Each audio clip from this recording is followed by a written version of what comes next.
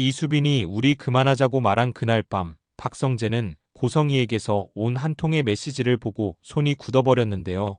메시지 내용은 딱 한 줄이었습니다. 내가 지키고 싶은 애 어디까지 지킬 수 있어? 열애 사실이 가족에게 들킨 뒤 이수빈은 집안 공기가 달라졌다는 걸 피부로 느꼈습니다. 평소엔 잔소리를 해도 밥상 위에 따뜻함이 남아있던 김다정마저 말을 아끼기 시작했거든요. 이상철은 더 단단해졌고요. 이상철은 너는 내 인생을 살아야 한다 같은 말로 포장하지도 않았습니다. 안 된다가 전부였어요.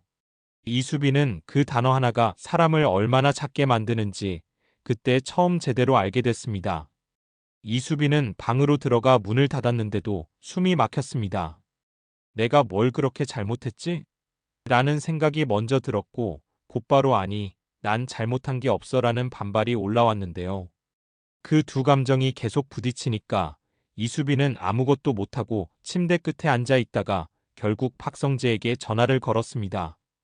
그런데 막상 연결음이 들리자 말이 안 나오더라고요. 이수빈은 자존심이 센 사람이라 울먹이는 목소리를 들키는 게 더 싫었습니다. 박성재는 그걸 눈치챘는지 먼저 낮게 말했어요. 수빈아, 나 여기 있어. 이수빈은 그 한마디에 더 화가 났습니다. 여기 있다고 해서 달라지는 게 뭐가 있냐는 마음이었죠. 그래서 이수빈은 밀어냈습니다. 성재 오빠, 우리 잠깐만 멈추자. 잠깐이라는 말로 스스로를 속이면서요. 박성재는 바로 붙잡지 않았습니다. 대신 숨을 길게 들이마시고 한참 뒤에 그래, 내가 무너지지 않는 게 먼저야라고만 했습니다. 이수빈은 그 말이 다정해서 싫고 다정해서 더 아팠습니다. 다음 날 아침 이상철은 이수빈의 휴대폰을 뺏겠다거나 외출을 막겠다거나 그런 유치한 행동은 하지 않았습니다. 더 무섭게도 이상철은 정상적인 얼굴로 이수빈에게 현실을 꺼내 들었습니다. 내가 진짜로 그 남자랑 가면 내가 지키고 싶은 것들부터 잃는다. 김다정도 곁에서 조용히 거들었습니다. 수빈아, 엄마가 반대하는 건 내가 미워서가 아니야. 엄마는 내가 상처받는 게 무서워. 이수빈은 그 말을 이해하는 척했는데요. 이해하는 척하는 순간부터 사람이 더 외로워지더라고요. 이수빈은 결국 정면으로 맞섰습니다. 상처는 이미 받았어. 지금은 엄마 아빠가 주는 상처가 더 커. 김다정은 말문이 막혔고 이상철은 표정이 잠깐 흔들렸습니다. 이상철이 흔들리는 건 이수빈에게는 오히려 희망처럼 보였습니다. 아빠도 인간이구나 싶은 희망이요. 그런데 이상철은 곧 다시 단단해졌습니다. 너는 아직 세상을 몰라. 이수빈은 그 말에 완전히 폭발했습니다. 패션 크리에이터로서 늘 사람들 시선을 견딘다고 생각했는데 집안에서 받는 너는 아직 몰라라는 평가가 제일 아프더라고요. 이수빈은 이지혁을 찾아가 따져 물었습니다. 오빠는 왜 아무 말도 안 해? 이지혁은 비혼주의라서인지 가족의 감정 싸움에 끼어드는 걸 싫어했습니다. 그래도 동생이 무너지는 건 보기 힘들었겠죠. 이지혁은 조용히 말했어요. 내가 끼면 아빠가 더 강해져. 근데 내가 혼자 싸우는 건 아니야. 이수빈은 그 말에 잠깐 안도하면서도 곧바로 서운함이 밀려왔습니다. 오빠는 늘 안전한 자리에서만 말해. 이지혁은 그 말을 부정하지 못했습니다. 대신 그날 밤 이지혁은 박성재를 불렀습니다. 절친이라서가 아니라 이 문제를 풀 수 있는 유일한 사람이어서요. 박성재가 이지혁을 만났을 때 평소처럼 여유 있는 얼굴을 만들려고 했는데요. 손끝이 떨리는 걸 숨기진 못하더라고요. 박성재는 이지혁에게 솔직하게 말했습니다. 나 수빈이 놓치기 싫다. 근데 더 싫은 건 수빈이가 나 때문에 가족이랑 갈라지는 거야. 이지혁은 냉정하게 물었어요. 그럼 내가 뭘 할 수 있어? 박성재는 잠시 망설이다가 내 집부터 정리할 거야 라고 답했습니다. 그 말은 쉬워 보이지만 박성재에게는 전쟁 선포였습니다. 박성재의 아버지 박진석은 절대 권력을 놓지 않는 사람이었고 고성희는 권력의 냄새를 맡으면 사람 마음까지 계산하는 사람이었거든요. 사실 박성재는 과거에 지은호에게 마음이 흔들린 적이 있었습니다. 지은호가 해맑게 웃다가도 가족 이야기만 나오면 갑자기 차가워지는 그 모습이 박성재에게는 이상하게 지켜주고 싶은 결핍처럼 보였거든요. 그런데 지은호는 이미 이 지역을 오래 짝사랑했고 용기 내 고백했다가 단번에 거절당했었죠. 박성재는 그걸 알면서도 마음을 정리하지 못했는데 결국 이수빈을 만나면서 처음으로 진짜로 현재에 머무는 법을 배웠습니다. 그래서 박성재에게 이수빈은 단순한 연인이 아니라 자기 삶의 방향을 바꾼 사람이었습니다. 이수빈은 며칠 동안 박성재와 연락을 끊었습니다. 가족과의 싸움이 너무 지쳤고 사랑이 내 가족을 이렇게 만드는구나라는 죄책감이 계속 달라붙었어요. 그런데 그 와중에도 박성재는 과학에 매달리지 않았습니다. 이수빈이 일하는 현장 근처에 조용히 필요한 것만 챙겨두는 식으로 침범하지 않는 지지를 남겼습니다. 이수빈은 그게 더 사람 마음을 흔들더라고요. 안 보면 편할 텐데 자꾸 보게 되니까요. 그러던 중 이수빈은 우연히 정순이의 식당에서 지은호를 마주칩니다. 정순이는 딸 지은호와 아들 지강호를 혼자 떠받치며 식당을 지켜온 사람이라 누가 흔들리면 제일 먼저 알아보는 눈을 가졌습니다. 지은호는 원래 해맑고 책임감 강한 사람이지만 가족 이야기만 나오면 마음 문을 꽉 닫는 사람이었고요.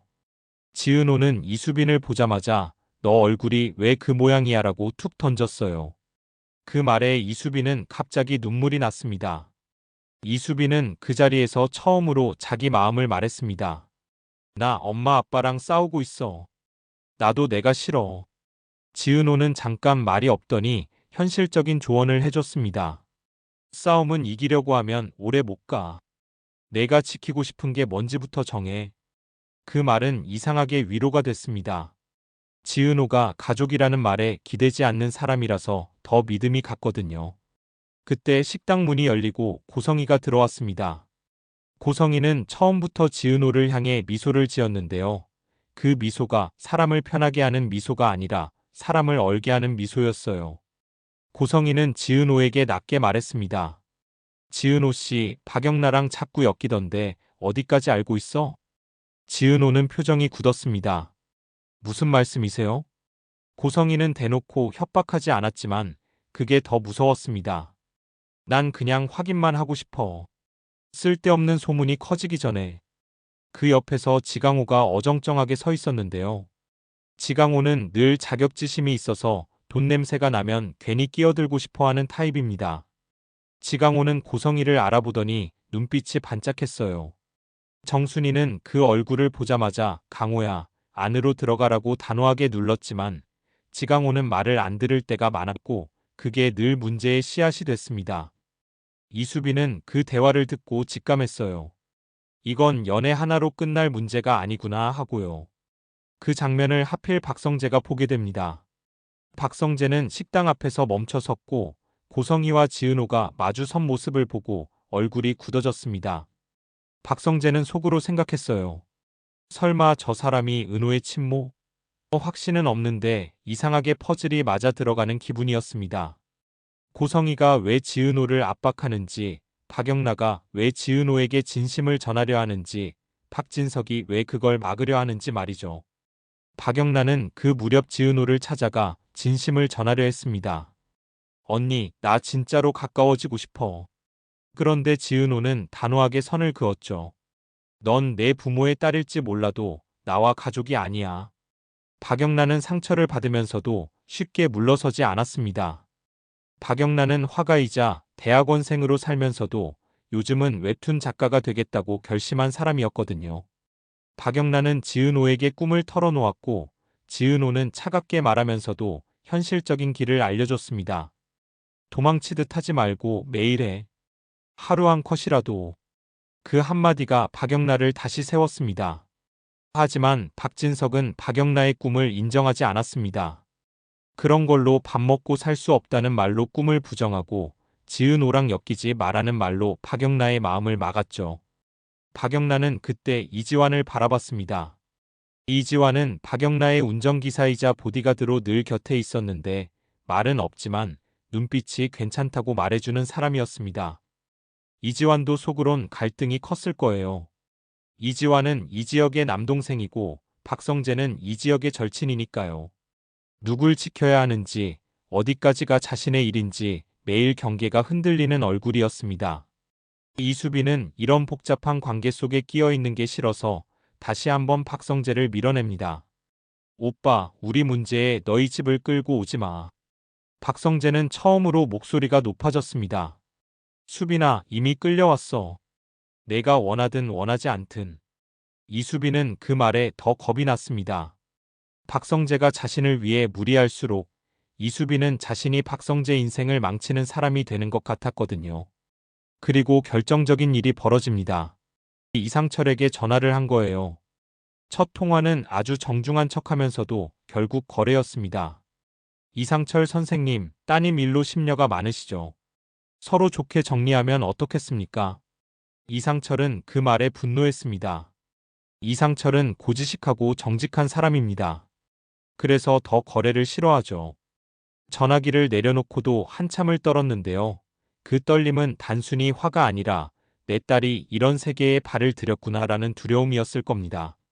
이상철은 그날 밤 이수빈에게 말했습니다. 내가 반대한 이유를 알겠지. 이수빈은 울컥했지만 물러서지 않았습니다. 아빠, 그 사람은 그런 사람이 아니야. 박성재는. 이상철은 고개를 저었습니다. 박성재가 어떤 사람이든 그 사람 뒤에 있는 박진석과 고성희는 너를 사람으로 안 본다. 그 말이 이수빈 마음을 찢었습니다. 한편으론 이상철 말이 맞는 것 같았고 한편으론 박성재가 불쌍했습니다. 그때 김다정이 조용히 말합니다. 수빈아, 엄마도 아빠도 내가 잘못되길 바라는 게 아니야. 다만 엄마는 내가 혼자 울게 되는 게 싫어. 김다정의 그 한마디는 이상철의 단호함보다 더 무거웠어요. 김다정이 무너진다는 건 집이 무너진다는 뜻이니까요. 그래서 이수빈은 가족을 잃지 않으면서 나를 잃지 않는 길을 찾기로 합니다. 이수빈은 집을 나가겠다고 선언했어요. 나 독립할게. 그래서 내가 내 선택을 내가 책임질게. 김다정은 눈물을 참지 못했고 이상철은 다시 단단해지려 했지만 손끝이 흔들렸습니다. 이지혁은 그날만큼은 동생 편에 섰습니다. 아빠, 수빈이한테 필요한 건 감금이 아니라 시간입니다.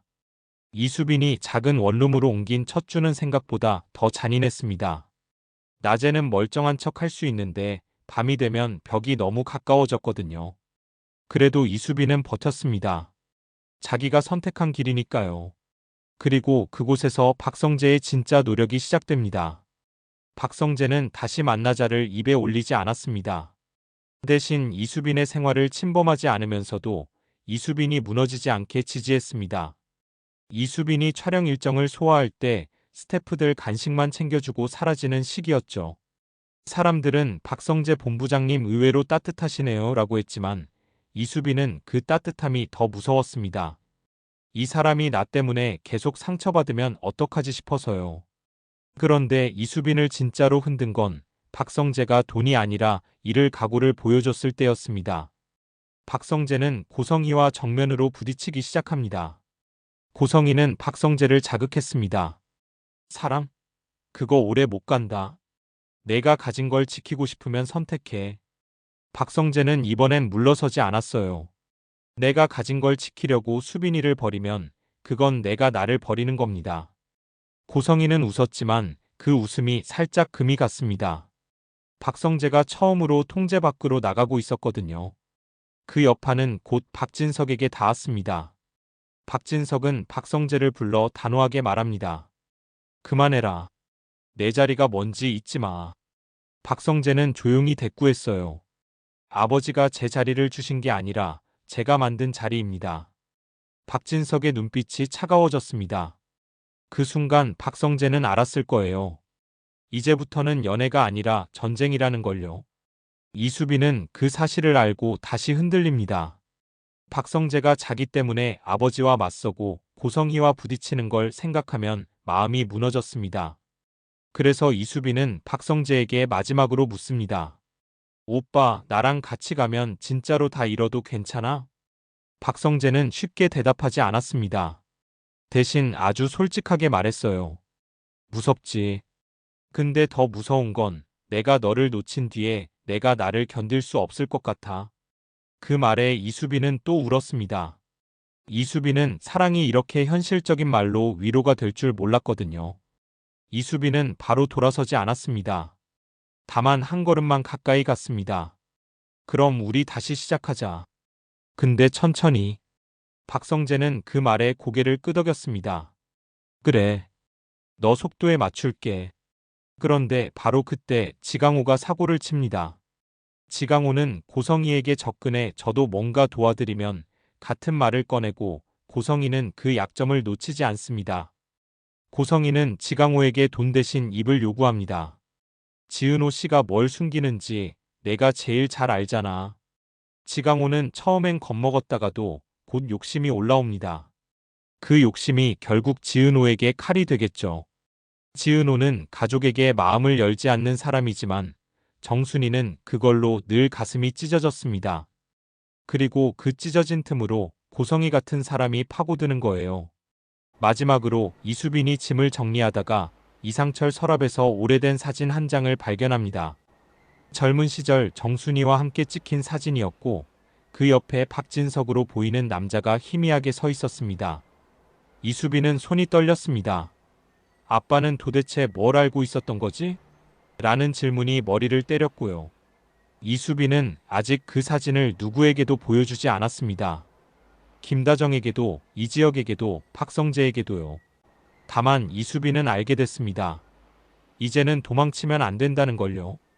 이수빈이 가족과 대립하며 지키려는 건 연애가 아니라 자기 자신이었고 박성재가 이수빈을 다시 잡기 위해 싸우는 방식은 붙잡음이 아니라 책임이었습니다. 그래서 다음 전개에서는 이수빈이 그 사진을 꺼내는 순간 어떤 파장이 생길지, 박성재가 고성희의 의중을 어디까지 꿰뚫게 될지, 그리고 지은호와 박영나 사이에 남은 가족이 될 수도 안 될 수도 있는 그 틈이 어디까지 벌어질지 그 여지들이 조용히 하지만 확실하게 터질 준비를 하고 있습니다.